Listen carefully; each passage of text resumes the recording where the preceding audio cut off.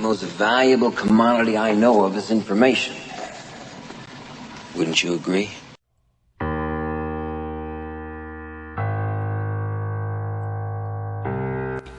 Why is that important? Because what it will do, it will cause you to focus. It will cause you to concentrate. When that other conversation is going on, telling you what you cannot do, telling you all of the impossibilities and all of the obstacles, your concentrating will begin to create a larger vision within yourself, and you'll start looking for and seeing some new opportunities. You start creating some openings for yourself. As you begin to read that every day, day in and day out, that will make you focus. That will discipline your thinking.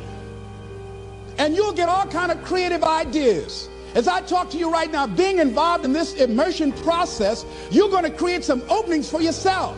You're going to get some ideas. You're going to feel your adrenaline flowing, and you're going to think about something, some idea you had. You say, I want to go back and I'm going to look at that again from a different vantage point, not from the level of the problem of the obstacles that I encountered, but from a higher vantage point. Because what you will begin to see and to know as I talk to the higher consciousness within you, that you are powerful, that you are a miracle worker. And that inner conversation has conditioned you to believe that you are not.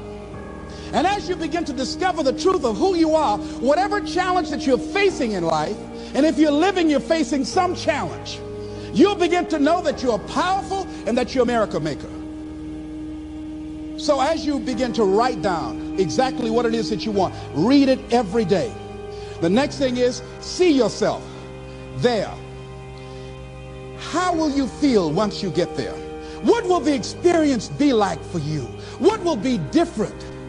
What kind of person do you have to become in order to get there?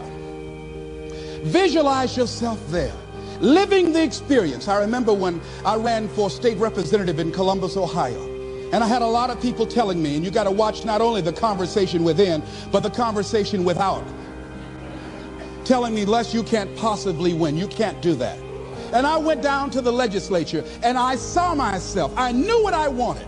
I saw myself in the chair. I pointed out the chair that I wanted. I used to go and sit up in the galleries and watch the legislative process. I used to go to the committee meetings and listen to legislation being introduced. I learned how to write legislation, how to amend legislation. I started thinking like a legislator, got up every day dressing, thinking like that, selling myself on it, seeing myself in the legislature. Mr. Speaker, I'm the gentleman from the 29th House District. I'd like to introduce the bill. I went in the legislature, walked around. I had the experience of it. And when I ran and won against overwhelming odds, they were shocked. I won the election even before it was held because I was living it in my mind. You want to see yourself beyond your circumstances. You got a challenge, see yourself beyond your challenge. See yourself with the challenge already resolved.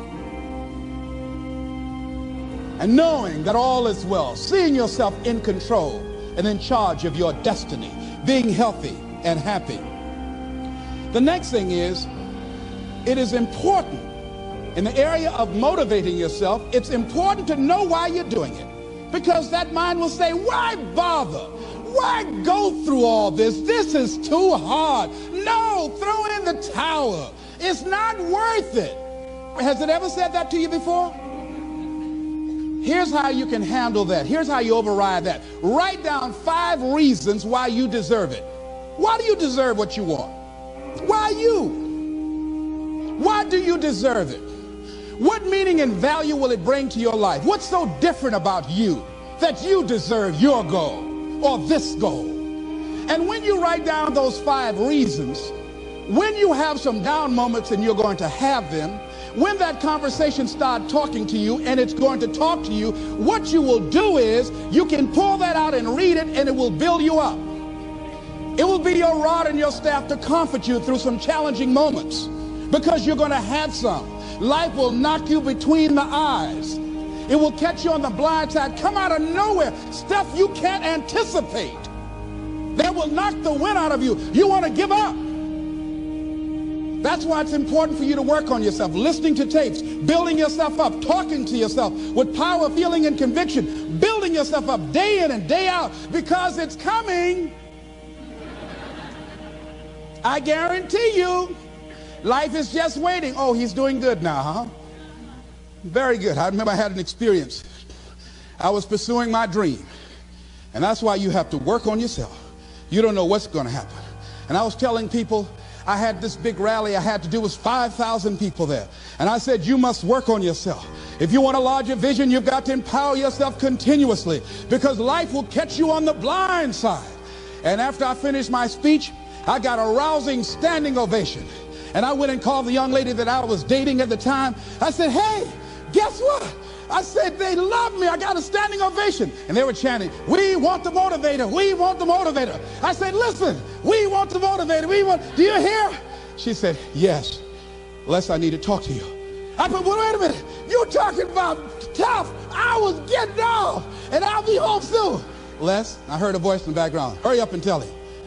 Who's that? Les, you've been gone a lot, and there's somebody else. What? And they came in. Les, come on, Mr. Motivator. They want you back out there. Wait a minute, hold a minute. What'd you say? I'm sorry, there's someone else. I heard the voice say, hang the phone up. Come. I say, wait a minute. I say, hey, Motivator, come on. They want you. Can't you hear them cheering? I say,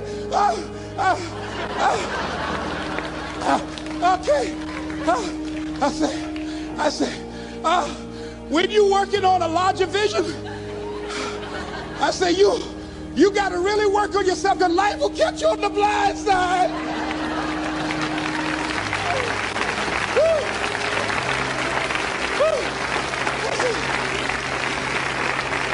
I say, you better be ready. And you better make sure you want it, because it'll make you cry. And somebody said, the Spirit is on him. Thank you, thank you, thank you, thank you. I was talking till they started blinking the lights. They had to come pull me off. And I said, you got to have a larger vision. You make sure, wait a minute, you make sure you work on yourself. They said, come on, Mr. Brown, come on. Yeah. I went back to my hotel room, and loneliness and heartbreak was sitting on the bed, said, are you coming in now? Do you have your larger vision now? How's your positive attitude? Say, get on in here. Are you still breathing? Shut up. You want your gold? No, I don't want this gold now. Life will wear you out. You'll be saying, no, I can't, and no, I won't. You try to read and can't see nothing through the tears. I went plundering through the drawers in this hotel trying to find a Gideon Bible, anything, you know. I said, somebody, anybody help me. Yahweh, Yahoo, anybody. Boy, I tell you, that's why you got to work on yourself. Because life will send you some curves you cannot anticipate. The next thing is that whatever you do, you want to develop technical mastery. You want to be the best at what you do. You want to master it. See, part of self-motivation is you've got to find something that gives you a strong sense of competence. Well, you become known for that. You develop a reputation of being good at doing that. You set some high personal standards for yourself. You're not competing with anybody else. You're just unfolding yourself to be the best person that you could be. That you want to give the best quality service that you can give, because that is a statement about who you are.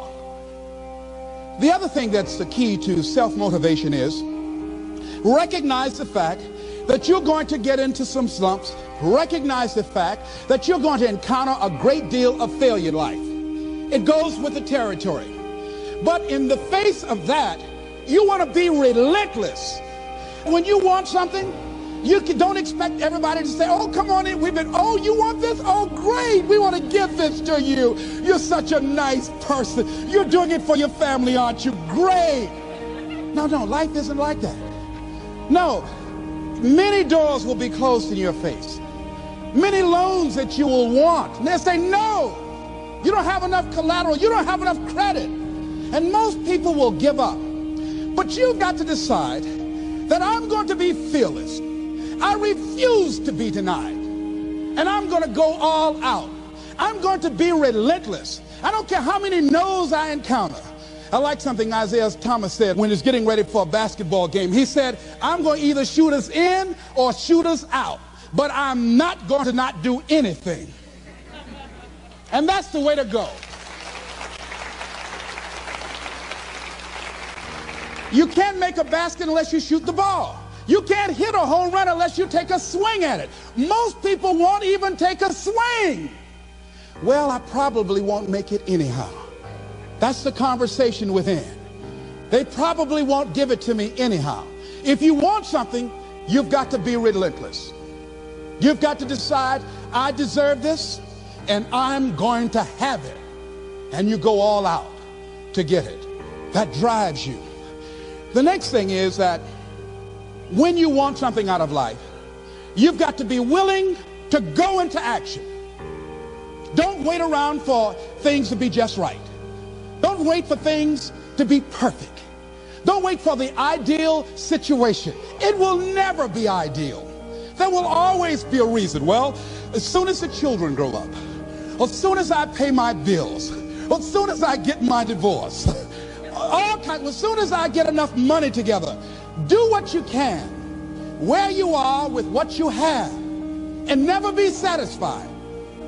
A lot of people never take a chance in life. They don't want to take any chances. They want the situation to be ideal. See, that's not walking by faith. That's walking by sight. If I can see it, I'll do it. No. That's a lot of people say, if I can see it, I'll believe it. No. If you believe it, you can see it.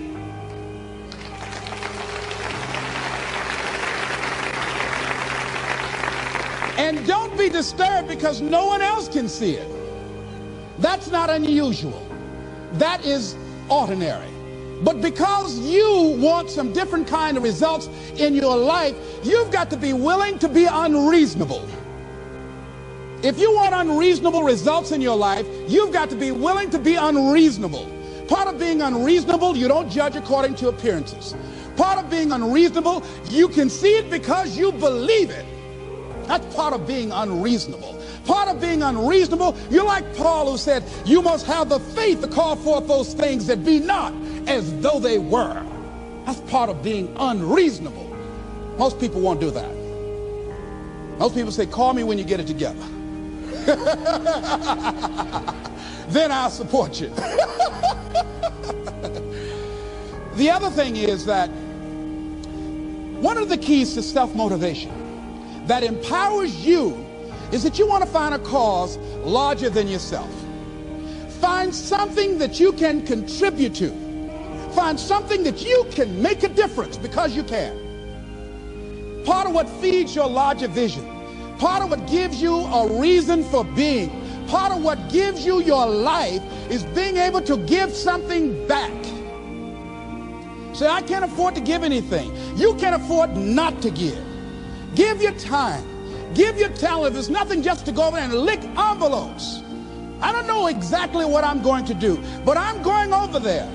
It's part of my tithing in the universe. Once you develop that special sense of mission, and that's what you develop when you're part of a larger cause than yourself, it drives you. You don't need an alarm clock to get up in the morning.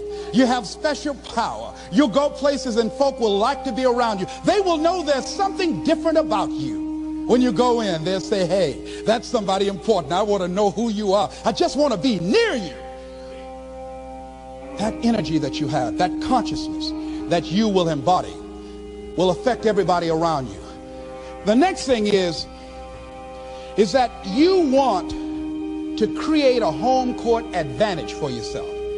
You've got to be aware of who you have around you.